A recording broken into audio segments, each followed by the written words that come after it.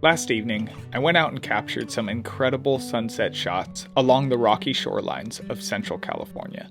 I was hoping for a good sunrise this morning, but the foggy mornings along the California shores in the fall are much too prevalent, and this morning was no exception. There was a mystical feeling to the morning, however, and I was excited to see what I could find. I've heard rumors that this place is a great location to capture black-bellied plovers, so that's what I set out to do.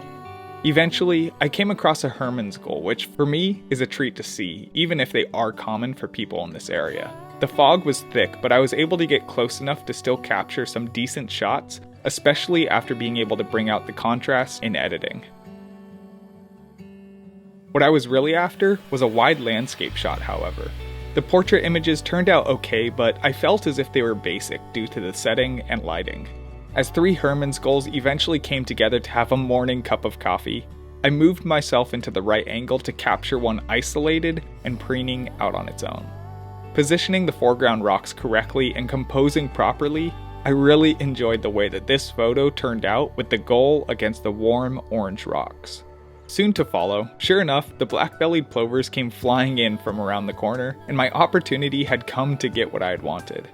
Now, it was just a matter of getting in the correct positions and being patient with them as they scurried around the rocks. I started out with some more basic angles and wound up capturing one here that was a standard wildlife photo.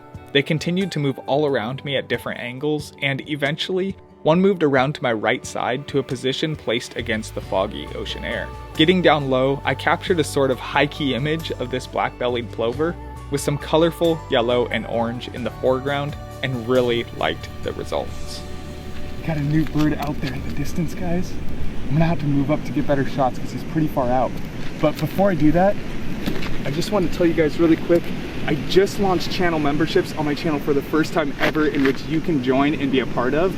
You'll get super cool badges that identify you as a member of the channel and unlock progressively each month for just $2 a month. And what's even better is that on the tier above that, you can be invited onto a private invite Discord server with me and other fellow wildlife photographers to share your work and talk about all things wildlife photography. If you're a wildlife photography YouTuber or creator like myself, I also have a private invite membership in which you can join to learn the most valuable insights I have to share.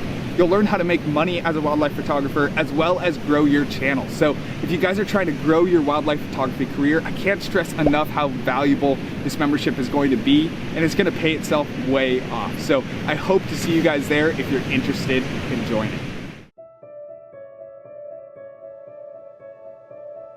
I wanted to move up a little closer to try to get some other types of angles on these plovers. I carefully moved closer to the thick section of the flock as to not disturb them, and tried to find the right ditch to plant myself in.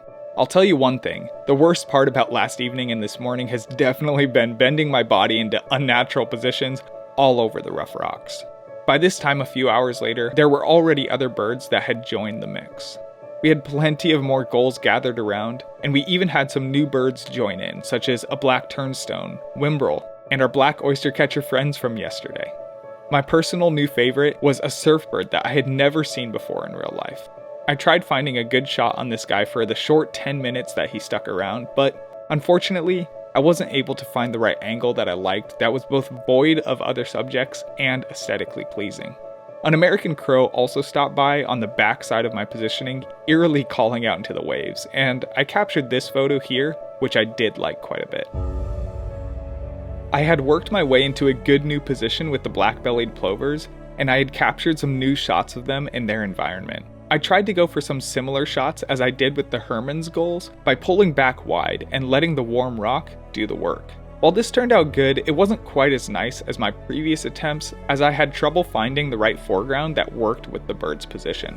As the flock ran all around on their pencil-thin legs, eventually I had some come up around me into the perfect position for a well-composed portrait shot. Excited by the opportunity, I exposed the still and put together this shot here. Overall, it was a great experience with the black-bellied plover. Next time, I'll have to come visit them during breeding season when they have their beautiful black and silver colors reflecting off of their feathers. It's such a blessing to witness the variety of scenes and wildlife that nature has to offer. I challenge you to see what you can find next time you're out in the mystical scene that nature has to offer.